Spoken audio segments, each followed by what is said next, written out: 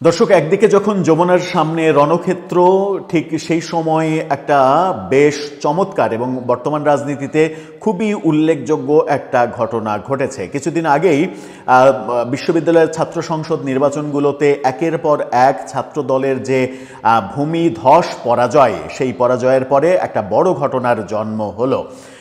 জাহাঙ্গীরনগর বিশ্ববিদ্যালয়ের নির্বাচিত ভিপি, যিনি কিনা জুলাই আন্দোলনে বেশ সক্রিয় একটা চরিত্র ছিলেন এবং অনেকে বলেন যে তিনি একসময় ছাত্রলীগের সঙ্গে জড়িত ছিলেন, সেই ভিপি এবার বিএনপিতে যোগ দিলেন। তার নেতৃত্বে বেশ কিছু জাকসু নেতা বিএনপিতে অর্থাৎ ছাত্র দলে যোগ দিলেন। এটা বিএনপির রাজনীতিতে একটা বড় ঘটনা এবং বিশ্ববিদ্যালয়গুলোর ছাত্র সংসদ নির্বাচনের যে ভরাডুবি, সেই ভরাডুবির পরে রিকভারি করার একটা বড় প্রয়াস বলে মনে হচ্ছে। এবং মনে হচ্ছে যে গত 18 মাসে বিএনপির রাজনীতিতে সবথেকে উল্লেখযোগ্য পজিটিভ একটা ঘটনা বোধহয় এই প্রথম ঘটল। চলুন একটু জাহাঙ্গীরনগর বিশ্ববিদ্যালয় থেকে ঘুরে আসি, কি হলো সেখানে, কেনই বা এটা হলো। থাকবেন পলিটিক্স টিভির নিয়মিত আয়োজনে।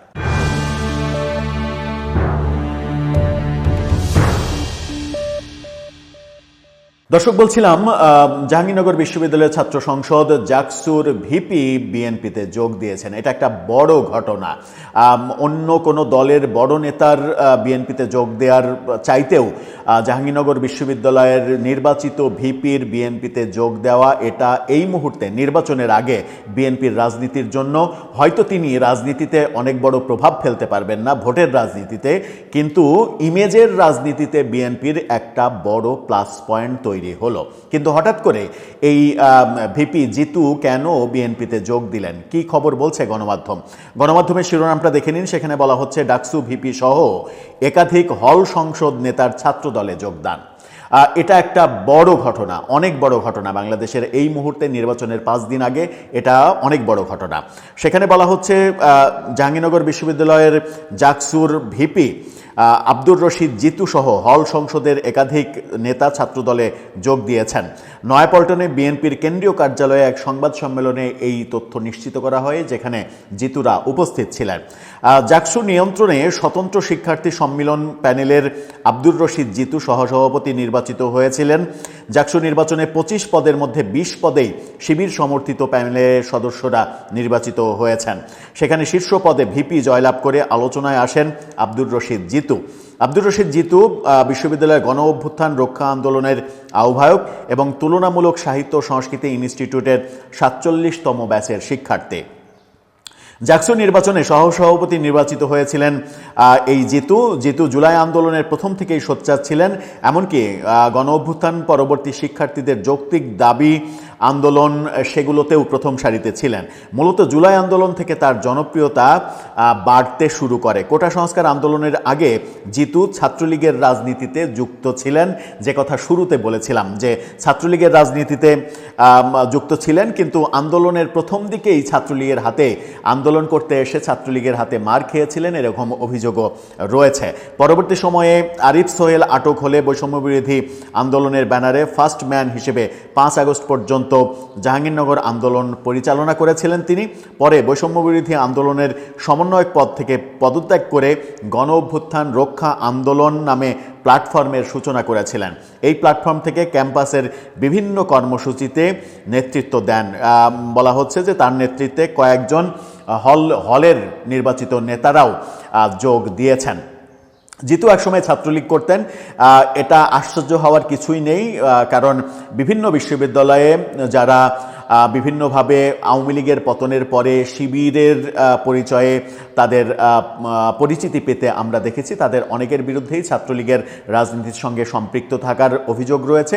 ঢাকা বিশ্ববিদ্যালয়ের ডাকসুর ভিপি জিএসেরও ছাত্রলীগের সঙ্গে সম্পৃক্ত থাকার অভিযোগ রয়েছে। ভিপির তো অনেক ভিডিওই সামাজিক যোগাযোগ মাধ্যমে রয়েছে, যেখানে সেখানে ছাত্রলীগের মিছিল টিছিল করছেন, এরকম ব্যাপার রয়েছে। জিতু ছাত্রলীগের একটা ভালো ইম্পর্টেন্ট ক্যারেক্টার ছিলেন জাহাঙ্গীরনগর বিশ্ববিদ্যালয়ে।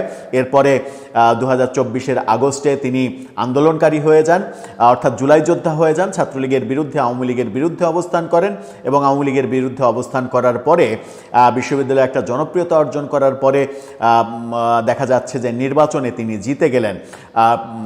শিবিরের প্যানেলের সঙ্গে নির্বাচন করে নির্বাচনে জিতে গেছেন। সেখানে ছাত্রদল পরাজিত হয়েছে, শিবির পরাজিত হয়েছে, তিনি জিতে গেছেন। অনেকে বলেন যে জিতু মূলত শিবিরেরই একটা পক্ষের বড় ধরনের সাপোর্টে তিনি জিতেছেন। শিবিরের যিনি ভিপি ক্যান্ডিডেট ছিলেন তিনি ব্যক্তিগতভাবে অতটা জনপ্রিয় ছিলেন না বলেই তার পরাজয় হয়েছে। এবার তিনি ছাত্র দলে যোগ দিলেন, প্রথমে ছাত্রলীগ, তারপরে জুলাই যোদ্ধা, এবারে ছাত্র দল। বাংলাদেশের রাজনীতিতে এটা নতুন কিছু নয়, কিংবা 2024-এর আন্দোলন পরবর্তী রাজনীতিতেও এটা নতুন কিছু নয়। এটা খুবই মানে কি বলবো যে একটা পুরনো কাসুন্দিই বলা যায়। কিন্তু পুরনো কাসুন্দি হলেও এই ঘটনাটা বিএনপির রাজনীতিতে একটা ইতিবাচক ভূমিকা পালন করবে। সেই ক্ষেত্রে বলা যায় যে ছাত্রদলের নেতৃত্ব অনেক সমালোচনার পরে, গত 18 মাস ব্যাপী তাদের বিরুদ্ধে প্রচুর সমালোচনা, সেই সমালোচনার ভিড়ে এই প্রথম একটা তাদের জন্য একটা পজিটিভ সাইন হতে পারে সেরকম একটা ব্যাপারে তারা সফল হলো, তাদেরকে আমরা সফল হতে দেখলাম, যেটা নির্বাচনী ইমেজে বিএনপির পক্ষে বেশ ভালো রকমের কাজ দেবে এবং এটা এই যোগদানটা জামাতের জন্য বেশ খানিকটা ইমেজের ক্ষতিকর হতেই পারে। দর্শক, আপনার কি মনে হয়? আপনার মতামত জানিয়ে লিখতে পারেন আমাদের কমেন্ট বক্সে।